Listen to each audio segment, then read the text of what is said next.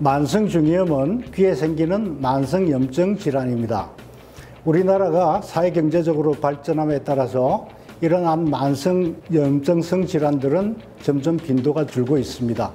하지만 만성중이염은 여전히 우리나라에서 흔한 질환입니다. 오늘은 만성중이염에 대해서 말씀드리겠습니다. 이비인후과 전문의 신시옥입니다.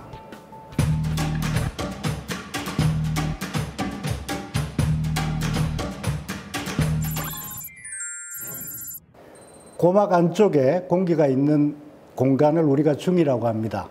그 중이에 생기는 염증을 중이염이라고 하는데, 중이염은 크게 세 가지로 나눌 수 있습니다. 하나는 유소학에서 흔히 발생하는 감기, 상기도 감염이 생기면 그 염증이 중이에 파급이 돼서 중이염을 일으키게 되는데, 그걸 급성중이염이라고 합니다. 그리고 삼투성 중이염은 우리 비강의 뒤쪽에 비인강이라고 있는데, 그게 중이하고 연결이 되는 기관을 이관이라고 부릅니다. 유스타키오관이라고 배우기도 하죠. 그 유스타키오관에 부전이 있을 때 중이에 물이 차게 되는데 삼출액이 차게 됩니다. 그걸 우리가 삼출성 중이염이라고 그러고, 학년든 아동에게 흔히 생기고 난청을 초래합니다. 그리고 세 번째, 우리가 이야기하고자 하는 만성 중이염이 있는데, 만성 중이염은 고막에 영구적인 천공이 있고, 그리고 이 중이와 중이 뒤쪽에 유양동이라고 하는 뼈가 있는데, 그곳에 염증이 생기는, 만성적인 염증이 생기는 질환을 만성 중이염이라고 합니다. 어른에게서 주로 발견이 되고, 우리나라 인구의 한 1.5% 정도가 아직도 가지고 있는 꽤 흔한 질환이 되겠습니다. 네, 중이염 증상은 아까 얘기했던 급성중이염의 경우는 아기들이 보채고 또 발열도 있고, 그리고 이제 고막을 우리가 관찰하면 충혈되고 발적되어 있습니다. 이게 진행이 되면 고막이 터져서 농이 나올 수도 있습니다. 그리고 만성중이염은 만성적인 이루라고 하면 귀에서 농이 나오는 것이죠. 그리고 난청을 호소하게 되고, 특히 이 감기에 걸리거나 몸이 피곤하거나 또는 우리가 과음을 하거나 이렇게 우리 몸에 저항이 떨어지면 병이 더 심해지고, 또 우리 컨디션이 좀 좋아지면 귀에서 농이 안 나오기도 하는, 멀쩡한 기간도 좀 있기도 하는 그런 과정을 되풀이하면서 수년 동안, 수십 년 동안 병은 점점 진행되는 그런 과정을 거치게 됩니다. 예, 만성중이염은 우리가 고막을 관찰할 때 고막에 천공, 구멍이 있는 거죠. 고막에 천공이 보이고 농이 나오면 쉽게 진단할 수 있습니다. 그리고 청력검사를 통해서 그 난청의 정도를 우리가 검사를 하게 되고, 또 척두골 CT 사진을 통해서 중이와 유양동의 염증의 정도가 어느 정도인지를 판단하게 됩니다. 예, 만성중이염을 이렇게 방치하면은 여러 가지 합병증을 초래할 수 있습니다. 이 난청이 제일 기본이고, 그리고 이게 뇌의 전정기관을 침범하게 되면 심한 어지럼증을 유발할 수도 있습니다.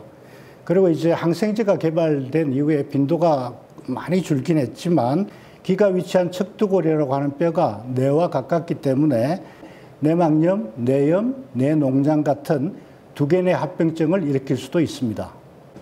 내과적인 치료가 있는데, 내과적인 치료라고 하면 이제 우리 항생제를 먹는다든가 또는 귀에 이렇게 물약을 넣는다든가 하는 게 내과적인 치료가 되겠는데, 내과적인 치료는 일시적인 염증을 줄일 수는 있지만 만성중이염을 근본적으로 치료할 수는 없습니다. 근본적인 만성중이염의 치료는 수술입니다. 그 수술을 늦출수록 병이 진행하기 때문에 수술의 정도가 더 커질 수 있습니다. 따라서 빨리 발견을 해서 조기 수술이 필요한 질환입니다. 우선 만성중이염에는 고막에 천공이 있기 때문에 우리 귀 주위에 있는 척두근이라고 하는 근육이 있는데, 그 근육의 막을 이용해서 고막을 재건해주는 그런 수술을 우리가 고막성형술이라고 하고요. 다음에 중이의 염증을 제거하고, 중이에는 이소골이라고 하는 뼈가 있는데, 그 이소골은 고막과 달팽이관 사이에, 뇌의 달팽이관 사이에 소리를 전달하는 역할을 하는 것이 이소골인데, 그 세 개의 이소골, 자그마한 뼈들이 있는데, 그 중이의 이소골들이 파괴되어 있는 경우들이 많기 때문에 그 이소골을 인공 이소골로 재건해주는 고실성형술이라는 수술이 있고, 세 번째로 유양동이라고 하는 그 뼈, 귀 뒤쪽의 뼈에도 염증이 있기 때문에 그 뼈를 절제해서 그 염증을 제거하는 유양동 절제술이라는 수술이 있는데 이 세 가지 수술을 적절히 조합을 해서 만성중이염의 수술이 완성됩니다. 저 언급드린 대로 이렇게 수술로만 치료되고 병의 진행을 막을 수 있기 때문에 반드시 수술이 필요합니다. 더군다나 이소고를 재건하고 고막을 만들어줌으로써 청력의 개선도 우리가 기대할 수 있습니다. 수술을 늦추면 수술의 범위도 더 커질 뿐더러 달팽이관에 손상이 오면 뒤늦게 수술을 해도 청력의 개선을 기대하기가 힘듭니다. 그리고 특히 만성중이염 중에서도 진주종성 만성중이염이라고 하는 병이 있는데 이 경우에 진주종이 주위 구조물들을 파괴하기 때문에 그래서 합병증을 여러 가지 일으킬 수 있는데 이러한 만성 진주종성 중이염의 경우는 특히나 빨리 수술이 필요합니다. 만성중이염 그 자체를 예방하기는 쉽지 않습니다.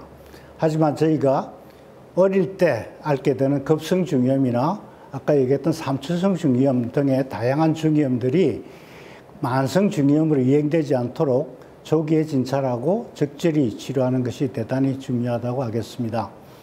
그리고 일단 만성중이염이 발병하면 우리가 빨리 이비인후과 전문의를 방문해서 고막의 상태, 중이의 상태, 유양동의 상태를 진찰을 받고 그 시기에 적절한 내과적인 치료를 거친 다음에 조기에 수술적인 치료를 함으로써 이후에 만성중이염이 더 진행해서 난청이 심해지거나 합병증이 생기는 것을 막을 수 있겠습니다.